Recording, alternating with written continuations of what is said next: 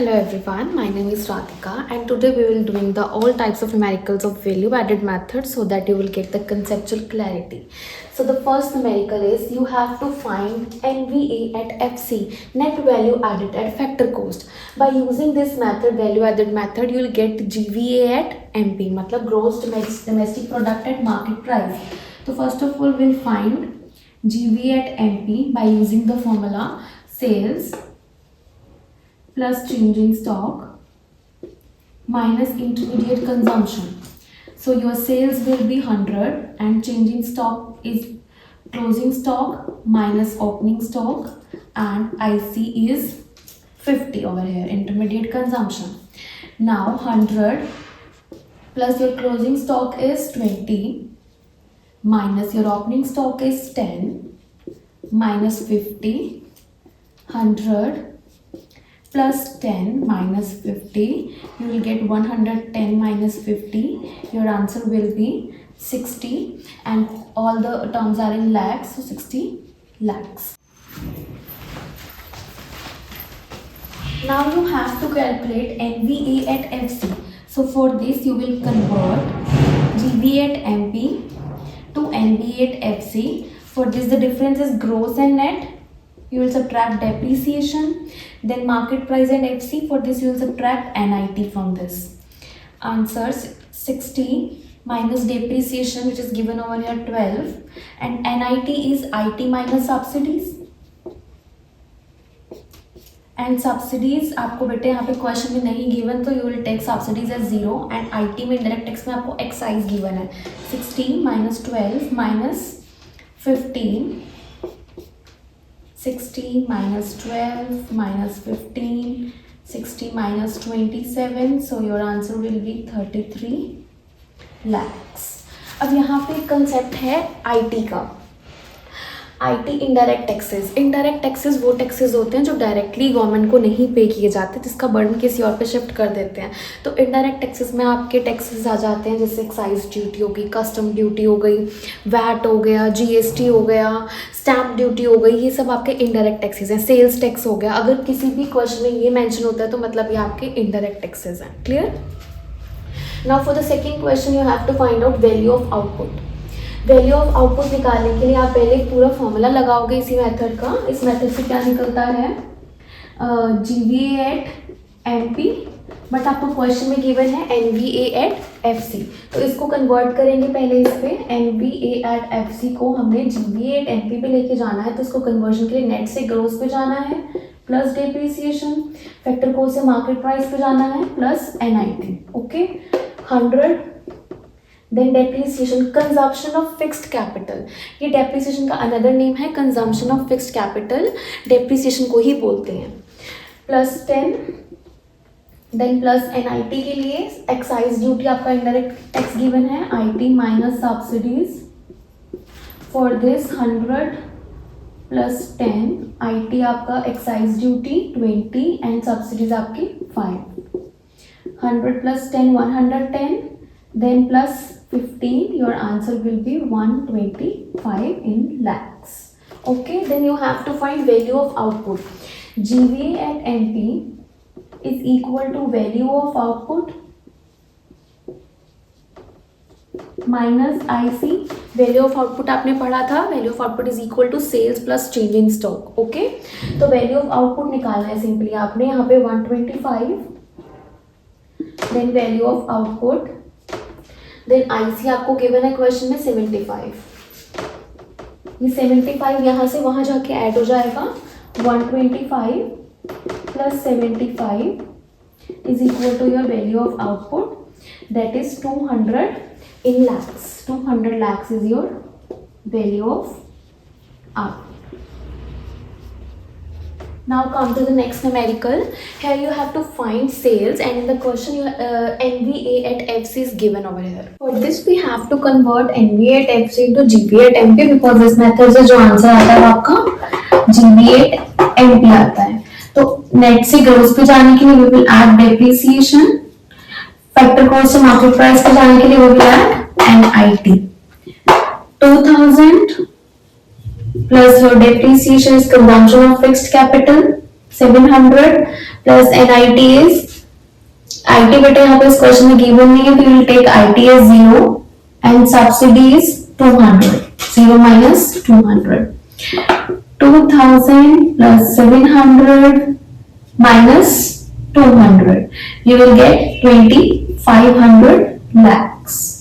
Now from GV at MP we will calculate sales. GV at MP is equal to sales plus changing stock minus IC. 2500 sales, changing stock आपका, closing stock minus opening stock minus IC 3000. 3000 को यहाँ ले जाओ, add करो. 2500 plus 3000 is equal to sales plus closing stock is 600 minus opening stock is 100. ये आपका हो गया 5500 is equal to sales plus 500. You will subtract this 500 from this side. 5500 minus 500 is equal to sales. So your answer will be 5000 lakhs is equal to sales. Now we will come to the last type of numerical of this method, which many students find to be difficult, but I will tell you the easiest way of doing these questions. Okay. So for this first we will make the table. बेटे यहाँ पे हमने value added निकालना है और firm A and firm B, और आपको 2 firm की वैल्यूज आइटम्स दी हुई हैं. Firm A and firm B. We'll make a table of this and put all the items in the left hand side. हमें पहले चाहिए होता है सेल्स, देन हमें चेंजिंग स्टॉक चाहिए होता है, देन हमें आईसी चाहिए होता है. ओके, यही 3 आइटम्स होती हैं जो हमें चाहिए वैल्यू एडेड निकालने के लिए.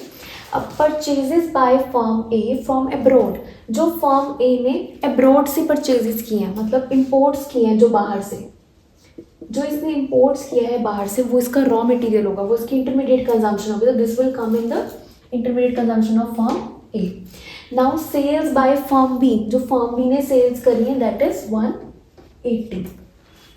Purchases by firm A from firm B, जो परचेजेस फर्म ए ने फर्म बी से करी है.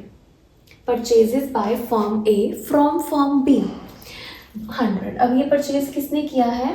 100 का परचेज किया है फर्म ए ने फर्म बी से. तो ये 100 जो है ये फर्म ए की इंटरमीडिएट कंजम्पशन हो जाएगी, और ये 100 फर्म बी की सेल्स भी होगी. बट यहाँ पे हमें गिवन है सेल्स बाय फर्म बी, तो इसमें सारी टाइप की सेल्स इंक्लूडेड है, सो हम इसको ऐड नहीं करेंगे. Now domestic sales by firm A, domestic sales क्या है इसकी? 220. Now exports by firm A, जो उसने बाहर सेल आउट किया है, वो है 60. Excess of opening stock over closing stock of firm A. अब यहाँ पे आपको दिया हुआ है opening stock minus closing stock, because यहाँ पे बोला है opening stock over closing stock, तो यहाँ पे उल्टा दिया हुआ है आपको. यहाँ पे आपको opening stock minus closing stock दिया हुआ है, जबकि हमारा चेंजिंग स्टॉक क्या होता है? Closing stock minus opening stock. So will take this component as a negative. अब यहाँ पे हम लिखेंगे -20. Excess of closing stock over opening stock of firm B. अब यहाँ पे closing stock minus opening stock दिया हुआ है फर्म बी का, तो विल टेक एज 30.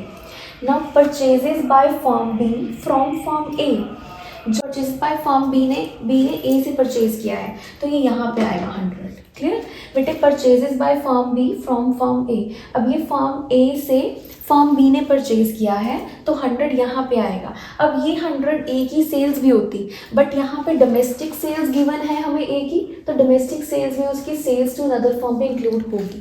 ठीक है, क्योंकि यहाँ पे विद इन अ कंट्री जितनी भी सेल्स हो रही हैं वो सब उसमें इंक्लूड है डोमेस्टिक सेल्स में. अब इनका कैलकुलेट करो उनका टोटल, तो will simply find the gross value added at market price of both the firms. Okay, यहाँ पे इसका आंसर आएगा 280. यहाँ पे इसका आंसर आएगा 160. ओके, 280 माइनस 20 मतलब 260 हो गया आपका. 260 माइनस 160 कितना हो जाएगा? 100, क्योंकि इसका फॉर्मूला क्या है? Sales plus change in stock minus IC. Clear? 280 minus 20 260, then minus 160 100. lakhs. Clear? Then come to the next question. Next form B, 180 plus 30. 180 plus 30 आपका 210 हो जाएगा. 210 minus 100, 110 lakhs. क्लियर बेटा? इस मेथड को यूज़ करने के लिए आपने डिफरेंट फॉर्म्स का डिफरेंट कॉलम बनाने हैं. यहाँ पे सारे कंपोनेंट्स लिखने हैं. देन आइटम वाइज सबकी वैल्यूज पुट डाउन करते जाना है इस टेबल में. Then you will get the answer in the easiest way. And अगर आपको इस मेथड से नहीं करना तो आप सिंपली दूसरे तरीके से भी कर सकते हो. That's up to you with it. And if you have any doubt in these questions you can ask me in the comment section.